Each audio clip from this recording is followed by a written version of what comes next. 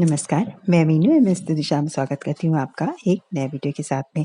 आज मैं अन्नकूट गोवर्धन की कथा और चिड़ैया गौर की कथा लेके आई हूँ और ये जो है गोवर्धन की पूजा के समय की जाती है, क्योंकि महिलाएं जो है घर में अपना गोवर्धन की पूजा करती हैं और पूजा करने के बाद में सायंकाल परिक्रमा की भी की जाती है और ये नया नूतन वर्ष के नाम से जाना जाता है।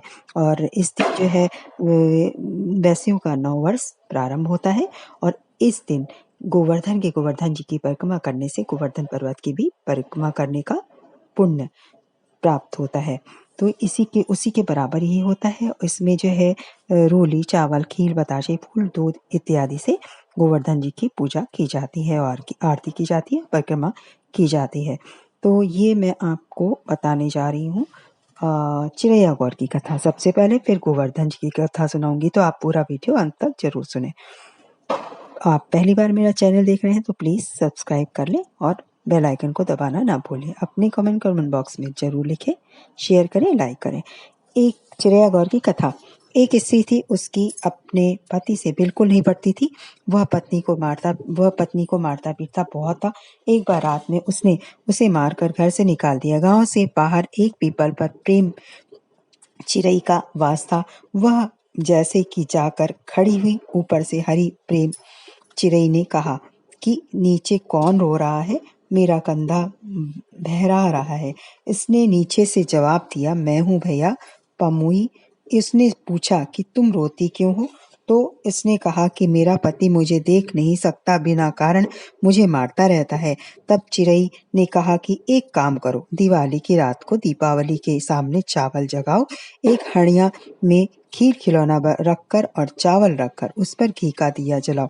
सवेरे मुंह अंधेरे उठो, चिड़िया ना बोल पाए तो बिना बोले वह चावल पीसो।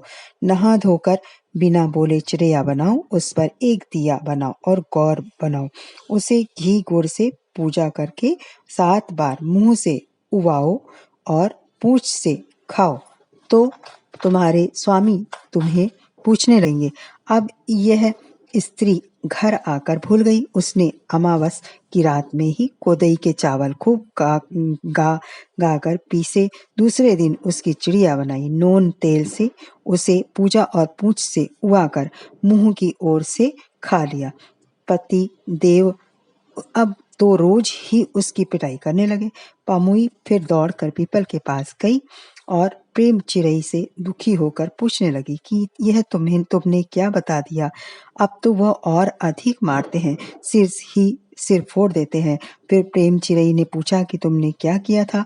उसने जो किया था बता दिया। प्रेम चिड़ै बोली, तुमने तो उल्टा कर दिया, जैसे पहले था वैसे ही करो। उसने घर जाकर दिवाली के दिन चावल जगाकर जैसे प्रेम चिड़ै ने कहा था वैसा ही किया और उसके बाद उसका पति उसका सम्मान और स्नेह दोनों ही करने लगा और सुखी जीवन व्यतीत करने लगा। अब मैं आपको बताऊंगी गोवर्धन पूजा की कहानी। ये इस प्रकार है। पर्वत के ऊपर गाय बैल बछड़े चरते थे, दौड़ धूप की भी करते थे। गोवर्धन को उससे बड़ा क्रोध आता था। एक दिन वे गुस्से में आकर प्रतिज्ञा कर बैठे कि इन सब जानवरों को मरवा दूंगा। ये बहुत तंग करते थे। उनके पुत्र ने जब यह प्रतिज्ञा सुनी तो बहुत दुखी और चिंतित हुआ। उसने सोचा कि इसमें तो संसार में अच्छा भोजन ही समाप्त हो जाएगा। उसने दिवाली के बाद ही की परिवार को पिता को भोजन के लिए निमंत्रित किया और दूध दही से जितने अच्छे अच्छे पकवान बन सकते थे तैयार किए। गोवर्धन ने खूब स्वाद ले लेकर तृप्ति से भोजन किया और खूब प्रशंसा की। अंत में वे पुत्र से बोले कि मैं बहुत प्रसन्न हूँ, तुम जो चाहो वर मांगो। पुत्र ने कहा कि मुझे यह वर चाहिए कि आप पशुओं को नष्ट करने की अपनी प्रतिज्ञा छोड़ दीजिए। गोवर्धन नहीं मान रहे थे तो पुत्र ने कहा कि आपने ये जितने स्वादिष्ट पदार्थ खाए हैं वे इन पशुओं से ही मिले हैं। आप यदि इन्हें मरवा देंगे तो संसार में ऐसी स्वादिष्ट चीजें सदा के लिए समाप्त हो जाएंगी। पिता की समझ में बात आ गई और उन्होंने प्रतिज्ञा छोड़ दी। तब से परिवार के दिन अनुकूट करके गोवर्धन की पूजा होने लगी। तो ये थी, मैंने आपको गोवर्धन की पूजा बताई है और की कथा सुनाई है आपको। और दूसरी भी कथा है कि वो इस प्रकार से, एक बार ब्रज में वर्षा ही नहीं हुई, क्योंकि भगवान कृष्ण के कहने पर ब्रजवासियों ने इंद्र की पूजा नहीं की। इंद्र की जगह कृष्ण जी ने अपनी पूजा कराई। इससे इंद्र देवता कुपित हो उठे। उन्होंने खूब पानी बरसाया। दिन रात भयानक जल वृष्टि होने लगी। संपूर्ण ब्रज जलमग्न होकर डूबने लगा। सभी ब्रजवासी त्राहि-त्राहि करने लगे। वे कहने लगे, हे कृष्ण, हमने आपके कहने पर इंद्र की पूजा नहीं की। इससे कुपित होकर इंद्र अपनी वृष्टि कर रहे हैं, अतिवृष्टि कर रहे हैं। हे वासुदेव, हम आपकी तथा डूबते ब्रज की आप ही रक्षा करो। और इस पर कृष्ण जी अपना चतुर्भुज रूप धारण कर विराटाकार हो गए। उन्होंने अपनी अनामिका पर छत्र के रूप में विशाल गोवर्धन पर्वत धारण कर लिया।